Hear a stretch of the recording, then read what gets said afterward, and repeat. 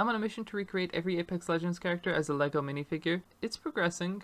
Slowly. And so far I've done Lifeline, Octane, Bloodhound, and Ash, and at the end of the last video the wheel decided that the next character to do is WATTSON. Learning from the last oversight where I didn't realise prosthetic leg pieces existed for Ash, I immediately went looking for something to work as WATTSON's giant hood piece. I actually found a hood piece, in Mechabricks no less, but it was very far from ideal. This was small and drooped down behind her at the wrong angle. I did use this as the base for what became her hood in the end though, after angling it and combining it with some other piece. Looking at the face print, unlike Ash, I wanted to give her the proper feminine eyelashes and everything, and in the process of looking for a reference I discovered that Leia's face print from the UCS Falcon was pretty much perfect as a base, so all I did from there was just add the vein pattern thing to her cheek and have it all be printed on a sand blue headpiece. I think I've underestimated how important the face print is to the overall figure in the past, especially with the Ezra figure, so it was nice to have an official face print to use in the almost original form just from the get-go. Her hair print was an unexpected challenge because LEGO never print a minifigure's hair, or in this case fringe, directly onto their headpiece, so it was impossible to get a reference as to how it should look just style-wise.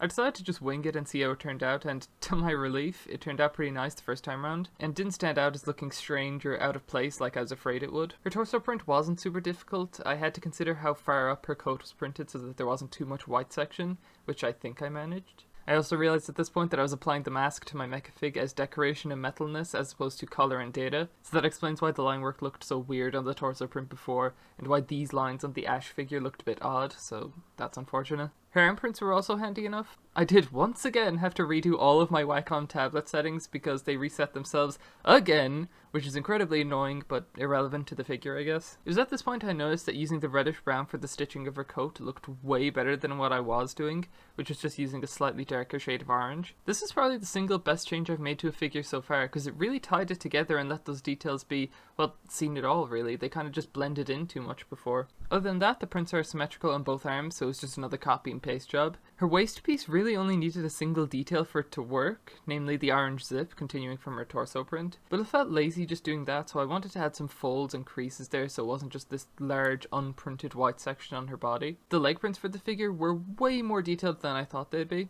In order to get her high tops printed properly, as well as the knee pad section thing, I felt I needed to give her side leg printing. This had the knock-on effect of me also having to print every other detail on her side, which was where a lot of the work went in. This isn't something I plan to do with every character going forward, but it definitely felt needed here, especially considering her pose will have the side fairly prominently on display at the end. Even if they aren't 100% the same on the in-game character, I copy and pasted this for her other leg as well because that side will be hidden anyway when I pose her, so it wasn't the biggest deal. I then moved on to something I had completely forgotten about.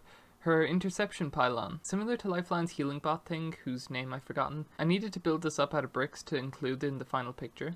This turned out to be really difficult, mostly because of the scale of the minifigure relative to the amount of detail I needed to include, using the smallest pieces that I could find. My original design for this was huge and resembled a spider droid more than anything else. The scale was way off when I had the figure actually sit on it to a point that it looked completely wrong and potentially ruined this whole project. I could have cheated and just scaled down the size of the pieces themselves so it wouldn't lose the detail or shape and it would still look better when she sat on it, but that felt really cheap and for some reason it was just a line I wasn't willing to cross. This is in spite of me constantly making up pieces as accessories for these characters, clipping stuff together, printing in areas LEGO never would, and obviously posing the characters in a way a minifigure never could. I guess messing with the fundamental scale of a LEGO stud was just a step too far.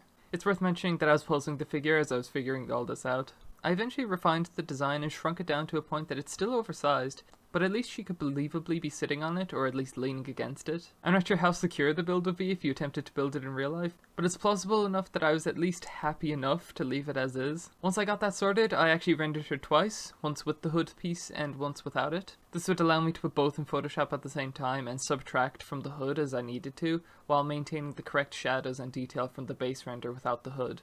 Then it was just a case of making the last few adjustments that were needed in Photoshop. I thought the added bulk behind her back looked a lot more realistic, so I decided to include it and just recolor it so it matches her coat. Her hood was definitely the trickiest aspect of this figure, and in the end I had 4 different renders with varying degrees of hood inclusion and detail. If you personally preferred a different version for whatever reason, do let me know, but for me my clear favourite was this one.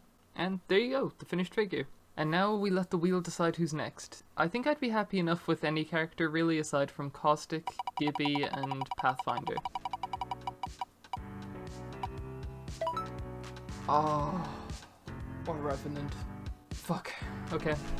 Revenant it is then.